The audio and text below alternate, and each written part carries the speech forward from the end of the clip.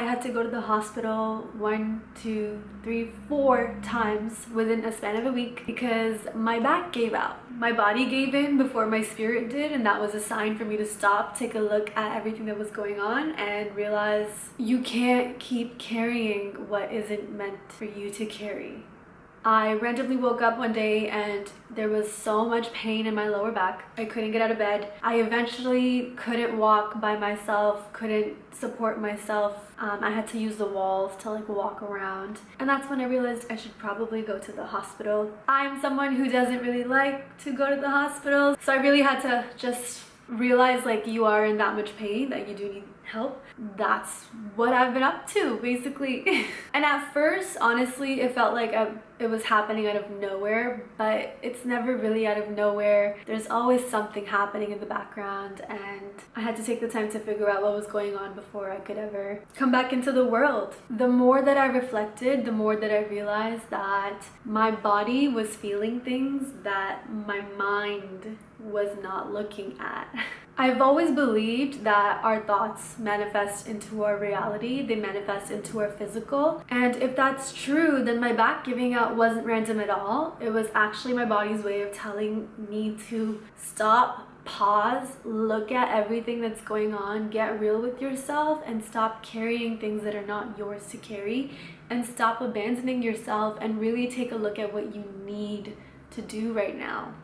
It was the scariest thing I've ever had to do in my life. I'm not even gonna lie to you, because the physical pain was so apparent. It was so extreme in my body. I could not do things that I normally would be able to do. I don't mean walking, like obviously that's a given. I couldn't walk. My mom was walking faster than me. But I mean, I couldn't think about things. I couldn't think about certain situations. I couldn't think about my dreams. I couldn't think about my goals. It created so much pain in my body that I had to be like, oh my God, why am I so nervous? Why am I so scared of life? Why am I so scared of so many things? Because clearly that fear is showing up in the nerves in my body, and they were like radiating sharp nerve pain up and down my legs and into my lower back. It was just the most humbling experience I've ever had, but it really showed me what my feelings were like and what state my emotions were in, and it was a reality check, like I feel like I got hit by a truck. So while I was lying in the hallway in the hospital, because I didn't even get a room until later on, I really had to sit with how I may have ignored this in the past, and the doctors don't really know what happened. They don't really understand what took place. They couldn't find a pinched nerve in the MRIs. They said sometimes this just happens and it's just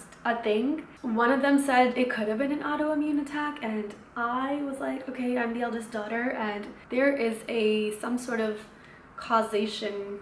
What is it? Correlation, not causation. Correlation of eldest daughters and autoimmune disorders. So I was like, oh my God, I need to figure this out, because what am I holding on to that isn't mine? I also realized that when there's physical pain, we accept it a lot more quicker. Like, okay, yeah, of course my elbow hurts, of course my knee hurts. But when there's emotional and mental pain, we kind of tell ourselves to push through. We ignore it. It's easier to just push it to the back and brush it off and act like it's not bothering you. But none of that actually goes away. All of that stays. And that's what happened to me, is all of that got really loud. And it forced me to look at the emotional and mental and spiritual wounds and pain that I was not taking care of. It's no longer a choice. I feel like I can no longer engage in people pleasing and engage in doing things that I don't really want to do, or being in environments that I don't really want to be in, because the physical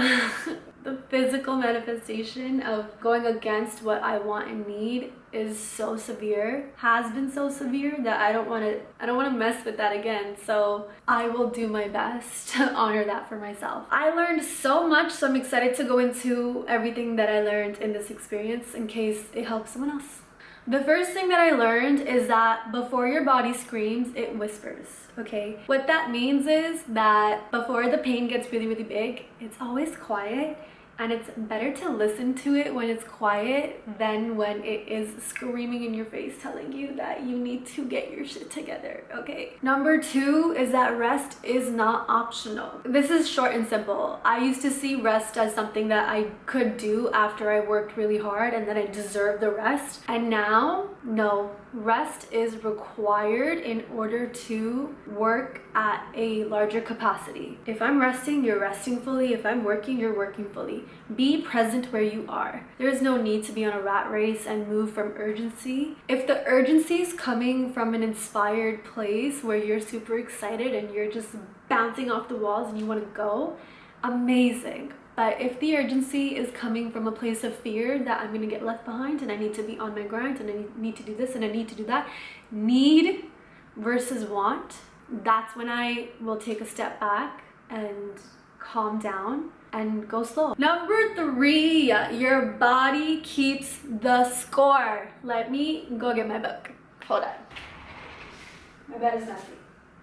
Okay.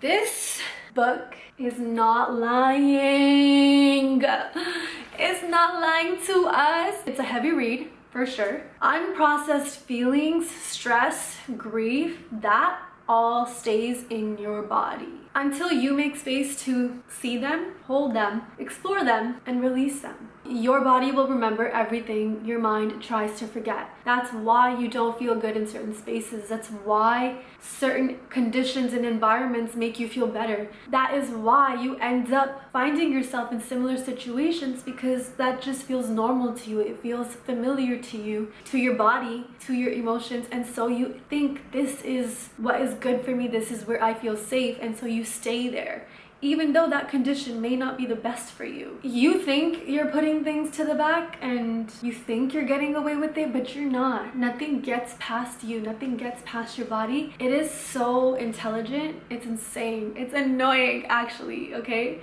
Because like sometimes a girl just wants to live. Like, do I really need a lesson in everything? Like, can I just be? Can I just exist? So your lower back represents your sense of safety, your sense of support, your foundation. It's also where the root and the sacral chakra are, where it's about your sensuality, your shame. Near the hips, you know, where you store your emotions and your pain and all the emotions, actually. I really had to look at all of those things, especially given the fact that I do teach something called sensual movement, and because I just did a workshop 2 days before this happened, and I did it with my friend Tanvir, I'll put her picture here, who led us through a beautiful meditation that was really powerful and it struck a chord. So I really had to look at all of those things. There were some beliefs that I was holding that allowed me to feel ashamed, that allowed me to feel unsafe, that allowed me to feel like I didn't have the backing or support that I needed. But this time around, when this happened, I took this as an opportunity to learn how to walk again, to build my foundation again, to build my spine again. And now that I'm walking, it's like I'm walking in a different way. I'm walking in faith. I'm walking with God. I'm walking in love. I'm walking in compassion. I'm walking in grace. I'm walking in joy. And again, just in faith. That's the word that keeps coming back. That's the scripture that keeps coming back, is to walk by faith, not by sight. And I have to say, it's been the scariest month to sit in my bed unable to get out without pain, thinking about, what do my dance dreams look like? Where do I fit in this world, in the industry? Where do I go? Am I going to be able to do what I want to do? What if that ability gets taken away from me? Who am I without these things? You know, it really got me to see that there's so much more out there for me than what I had thought for myself. And it really helped me understand that I'm gonna be okay. I'm gonna be okay no matter what happens. I actually don't have an attachment to any particular dream or goal. I can go in so many ways. It feels so expansive. It feels so broad, and it feels exciting, and right now my only job is to just pick the most exciting thing. I learned that I love writing, you know, so I'm writing a book. If I didn't tell you guys, I learned that I love spoken word. I love yapping. I love talking, you know? And oh my God, like, yeah, maybe I won't be able to dance forever. Maybe that's not in the cards for me, but there's gonna be other things and other ways that I will learn how to pivot towards. because I understand that God is here and everything happens for my highest good. Even if it doesn't make sense right now, I have to trust it, and I have to honor myself, and I have to honor what my body is telling me. And if something is saying, no, this is not okay, no, this doesn't feel good, no, this is not where you need to be, then I have to trust it, you know? I don't think I'm gonna be perfect in these choices. I think I'm going to make, I don't want to call them mistakes, but I think we have to go through life kind of like an open book. You have to try and open different chapters and see what is really the one that lights you up from the inside, right? And then you go towards those feelings. And I think everyone should do that. I think everyone should be lit up from the inside so we can radiate on the outside, you know? I kind of ranted there, went off script, but that's what I feel like I'm able to now tap into now that I am currently processing so many feelings. Sometimes it feels like when you're letting go of some negative narratives and beliefs, it feels like an addiction withdrawal. Like my body has withdrawals, and I'll just be having a good old time on the beach and randomly feel lonely and randomly feel left out and abandoned. I know that right now my present reality is not reflecting that, and that it's just my body having a reaction to something that's being stored inside of it, and then it comes up and I literally just hold myself, I breathe, I cry, I journal, I sit with it, I let it pass through, and it passes. It passes. So my long-winded way of saying the body keeps score and you can't run from it. So please make time for it, because life will make you make time for it. The last thing I learned is that life will keep going on without you, and that's actually a gift.